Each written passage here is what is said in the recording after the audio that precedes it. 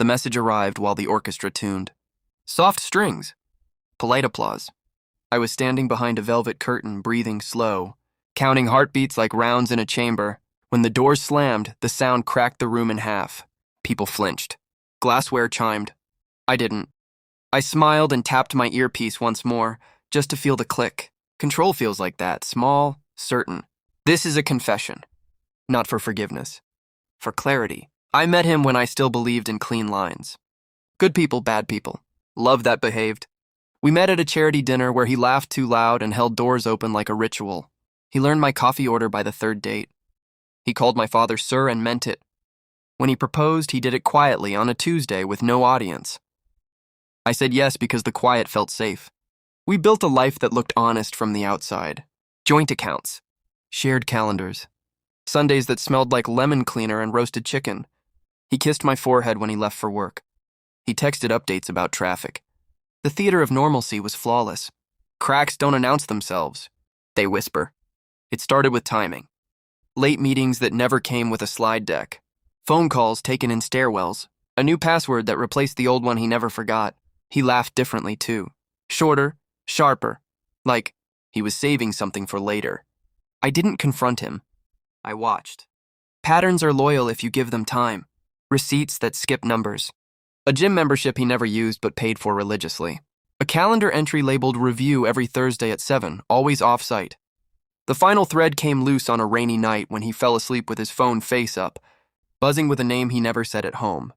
I took a photo, not of the message, of his face, peaceful, unaware.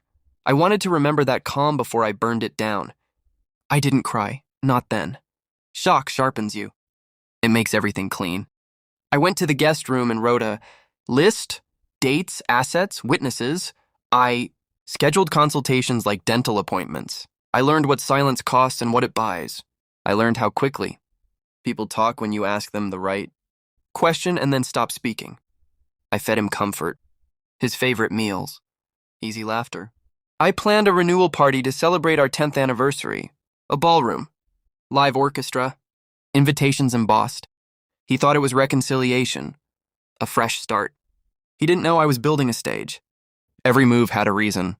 I separated accounts under the pretext of a tax strategy. I documented everything with timestamps and backups stored where he would never look.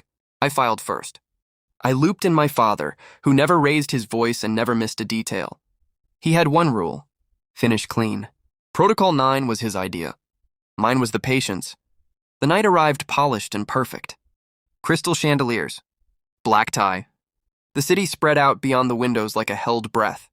He walked in confident, arm warm on my back, smiling at donors who shook his hand.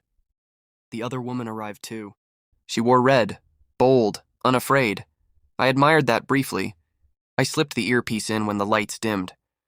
The orchestra lifted. My father's text came through, precise as a gavel. You're not welcome in the ballroom. I smiled, tapped once, and said the words. Execute Protocol 9. The doors slammed shut. Security shifted. The music swelled, then cut. A screen dropped from the ceiling. Gasps rippled. Phones rose. He turned to me confused, then angry. I didn't look at him. I watched the screen. Evidence plays better when it edits itself. Dates, transfers, messages, redacted where necessary. A timeline that spoke without adjectives. The room understood before he did. When he tried to step forward, the ushers blocked him gently. No force, just policy. I took the microphone.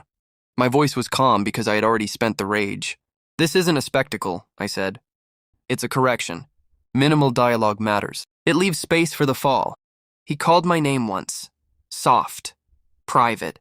Like he could still pull me back with a syllable. I turned then. I let him see me. Not broken. Finished. Security escorted him out through a side door reserved for staff. The other woman followed, heels clicking, pride evaporating with every step. The ballroom breathed again.